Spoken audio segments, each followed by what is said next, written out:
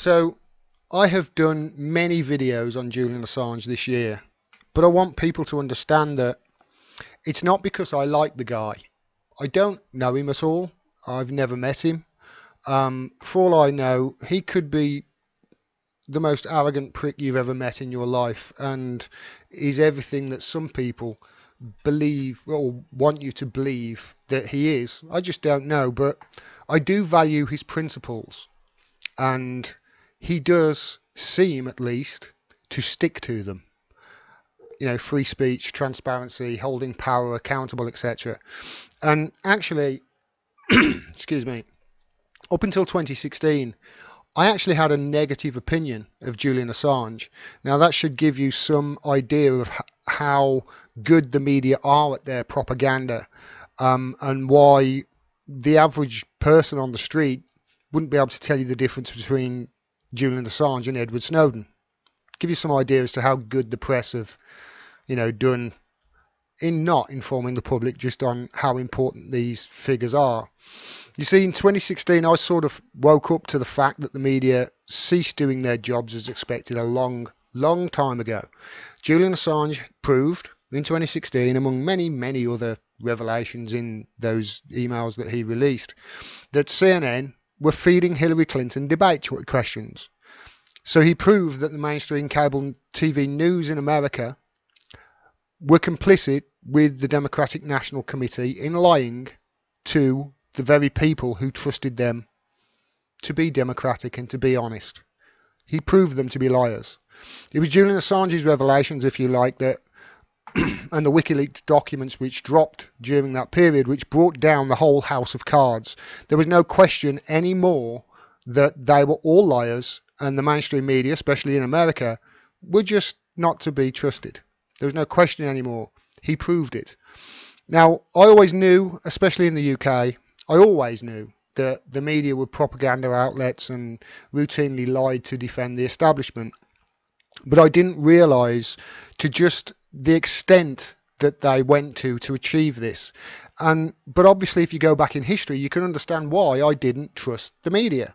I didn't trust them at all. In my lifetime alone, the media has lied us into 2 Iraq wars. The first one, they cheerleaded us into it with pictures of shock and awe, because I'm sure people will remember this. I remember watching it on television, the first Iraq war. I remember the invasion happening. It was around the same time as the birth of the explosion of satellite television in this country. Cable wasn't around back then. It was satellite television. And the largest of all the companies that brought us these pictures, which primarily were on Sky News, but the BBC also, and ITV, etc. The largest of all these companies was Sky TV. And I remember Sky dazzling us with pictures of shock and awe of the missiles taking off from the planes and the ships. Curiously, not too many of them landing there. We had to go to Al Jazeera for that. But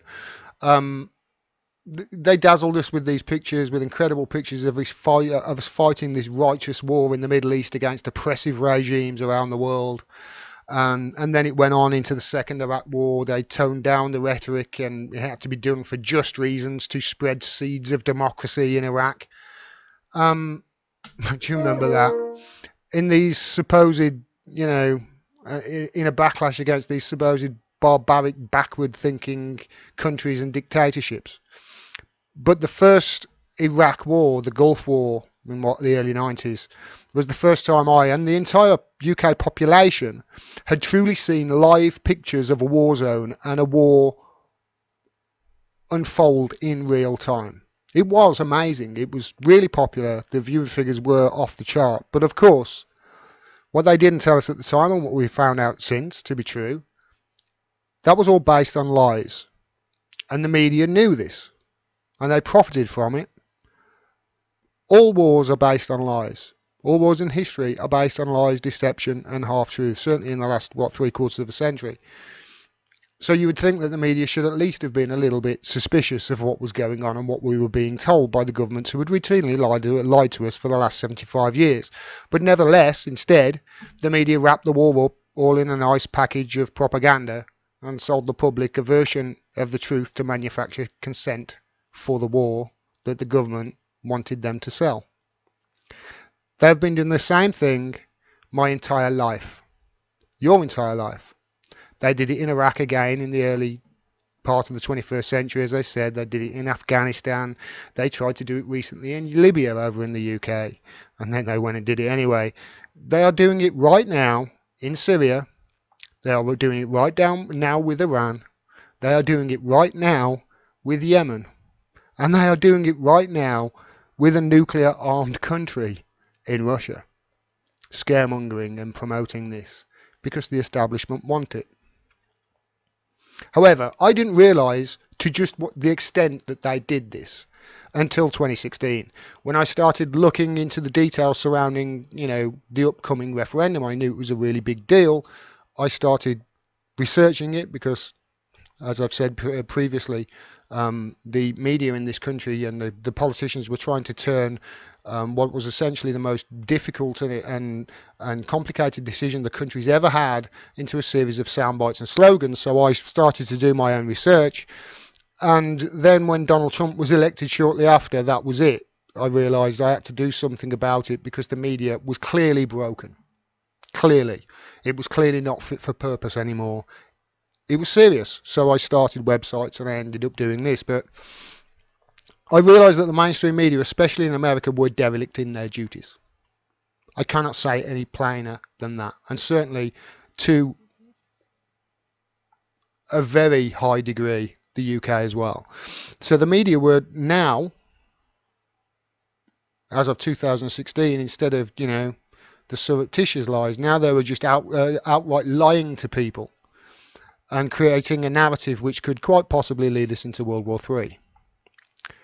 With a fucking crazy person at the helm of the most powerful military arsenal and the most powerful fighting force the history has ever known.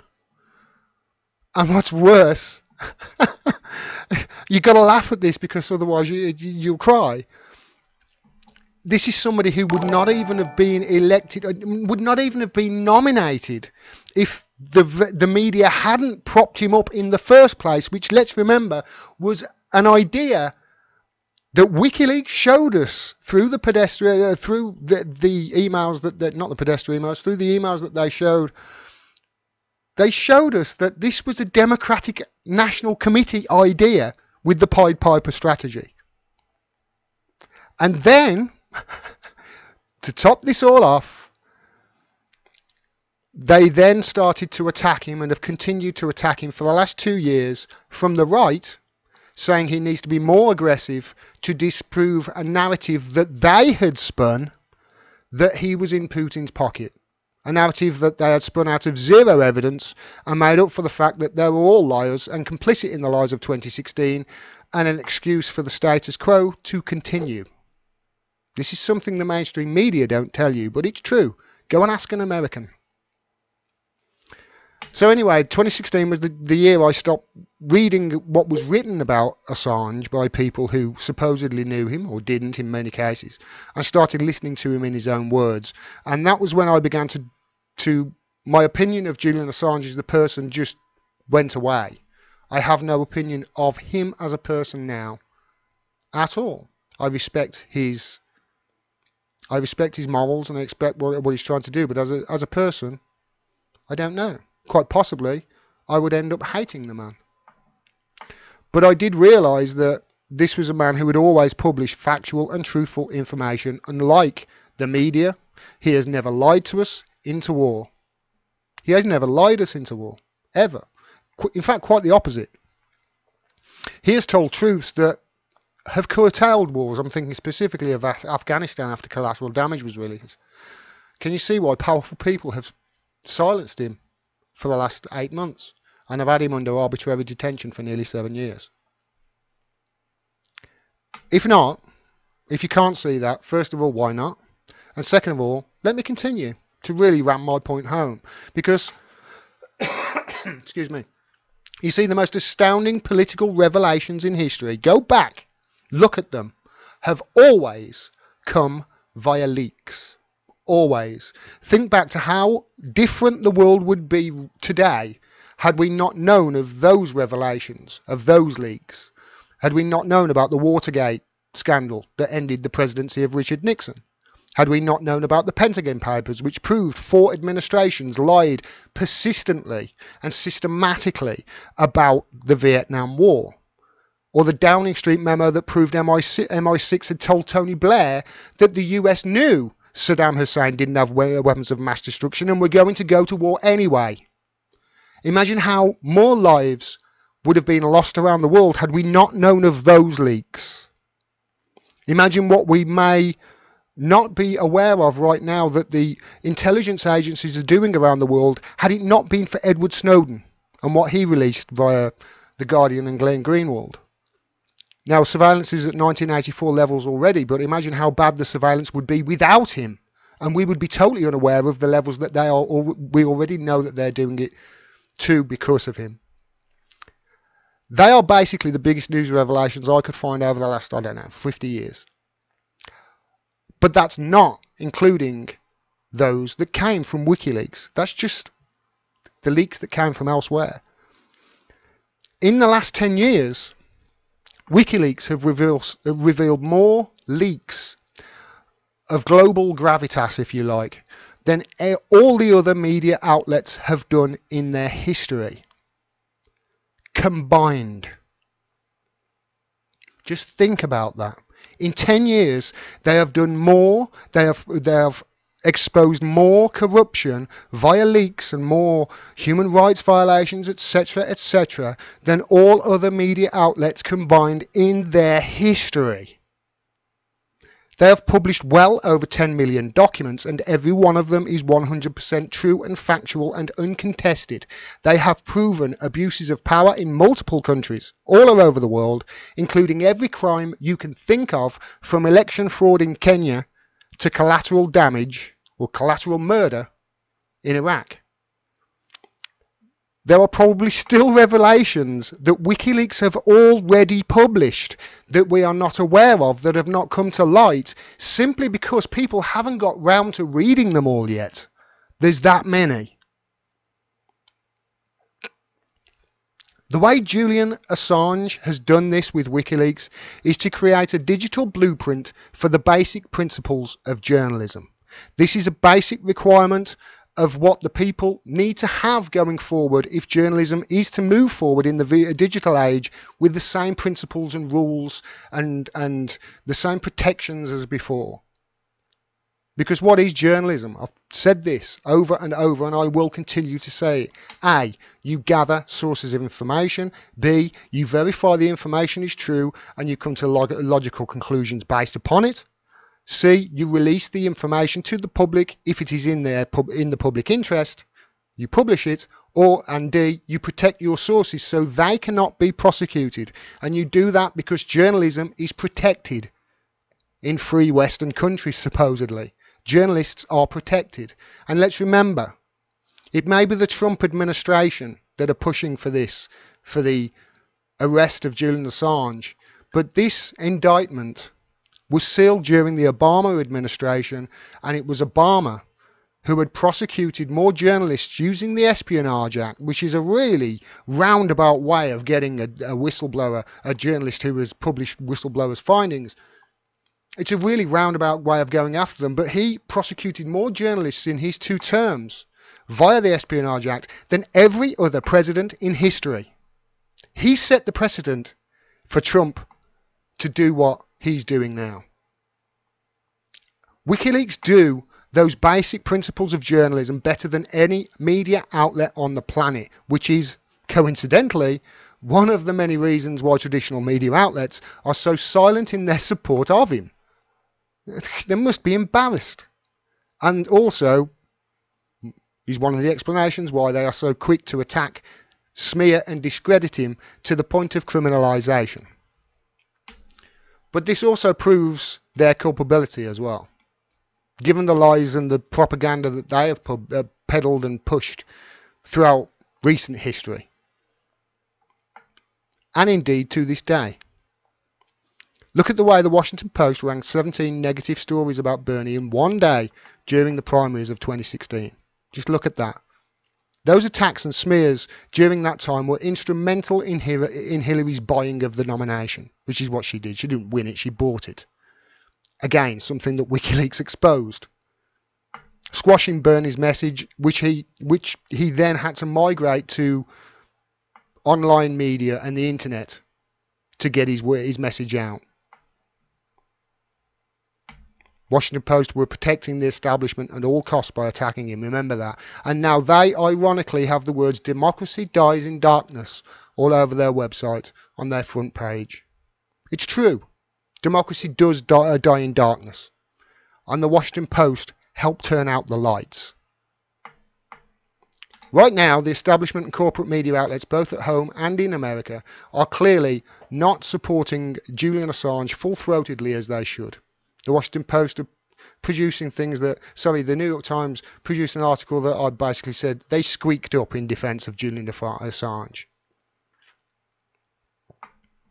In spite of the fact that if he was prosecuted, it would line them all up in the sights of the Trump administration and the American administration, not just Trump administration. Like I say, Obama set the precedent here. And now these media outlets are obfuscating by repeatedly suggesting that Assange must have committed a crime, and what is he going to be charged with a squadron of paid mouthpieces on Twitter like Neera Tanden saying karma's coming your way to amplify the message. Only covering his ordeal, Julian Assange's plight, if it also follows, or they can also somehow spin it, and I've done videos about this over and over, it all comes down to, hey, does it meet with their collaborating with the Russians to swing the election narrative and the Russiagate bollocks? Which is based on nothing factual of any consequence, and mostly consists of lies and spin. Sorry if the lights start. I need to get better lights for this place. But here's the thing with all this. In many countries around the world, but most importantly on both sides of the Atlantic, people see through it. And WikiLeaks and Julian Assange have support from two unique groups. And I've noticed this. These groups are extremely large, extremely vocal, and extremely passionate, especially online. In the US, they're called Bernie Bros. They're called Bernie Sanders supporters. They support Julian Assange because he showed them what they thought was true and what they believed to be true, and how they thought that they were getting cheated by the establishment was true, and they weren't all nuts after all. And in the UK, they're called Jeremy Corbyn supporters. And they, hell, we will not let this happen to our freedom of speech and the values of a free press. They are too important to the fabric of our society, and we will stand up for it. If you come for Julian Assange, we will have something to say. And so should you. Right now watching this, because regardless of your opinion of Julian Assange, or whether you think he's responsible for Trump, or whether you think he's doing what he does for nefarious reasons, it doesn't matter. What he has done is to legally create a must-needed check on power with WikiLeaks in the digital age, a check on those in the most powerful positions around the world who have been lying to us, the same people who are supposed to serve us with honour, have instead been lying to us and exploiting us, and indeed killing us throughout history, both at home and around the world. Stand up for free speech. Stand up for the rights of a freedom of the press. Stand up for Julian Assange. And most of all, stand up for yourselves. If you like this video and you want to see more, please subscribe and click the bell below so you get a notification of when I drop further videos. Independent voices like mine, I'm sure you're aware by now, are being censored across all social media platforms, so please like and comment on the videos. That really does help the channel out, and share the videos wherever you can to grow the audience. If you can, please support me on Patreon. You can do it for as little as $1 a month. I cannot do this without your help. I rely on your donations. Thanks very much for your support. It really is appreciated. Until next time, peace and take care.